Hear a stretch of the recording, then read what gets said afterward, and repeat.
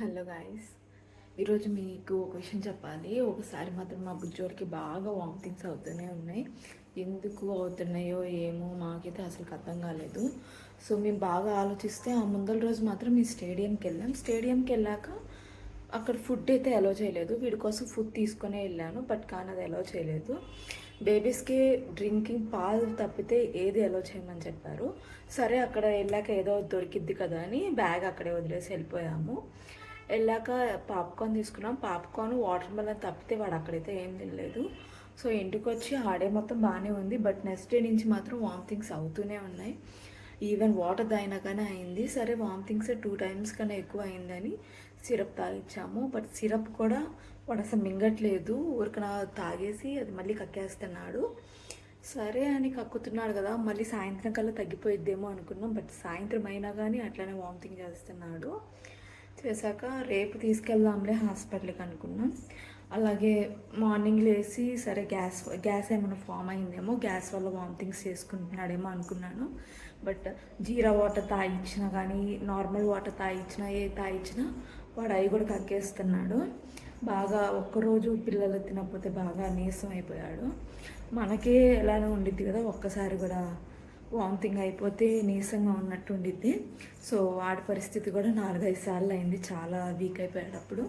సరే అని ఇంకా హాస్పిటల్కి వెళ్ళాము. డాక్టర్కి మొత్తం క్లారిటీగా చెప్పామన్నమాట, ఇలా వామిటింగ్స్ అయినాయి, ఇన్నిసార్లు అయినాయి అని.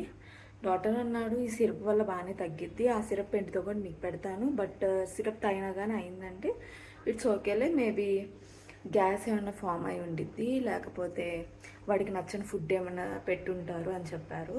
వాడికి నచ్చని ఫుడ్ కానీ గ్యాస్ ఫామ్ అయినా కానీ లేకపోతే గట్లో ఏమన్నా ఇరుక్కున్నా కానీ ఒక్కోసారి అట్లనే అవుతాయి అన్నారు.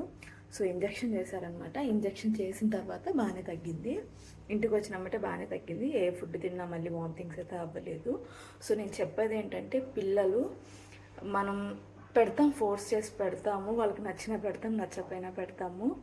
సో పెట్టిన తర్వాత వామిటింగ్స్ అయింది, దానివల్ల వామిటింగ్స్ అయింది, వామిటింగ్లో అది వచ్చింది అని తెలిసినప్పుడు మనం దాన్ని అవాయిడ్ చేయాలి.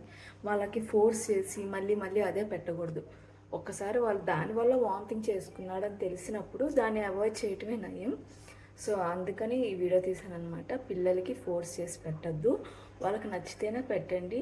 నార్మల్ ఫుడ్ వాళ్ళే ఓకే ఫోర్స్ చేసి పెట్టారు అయినా బాగానే ఉంది అని అనుకుంటే ఓకే మీరు పెట్టచ్చు.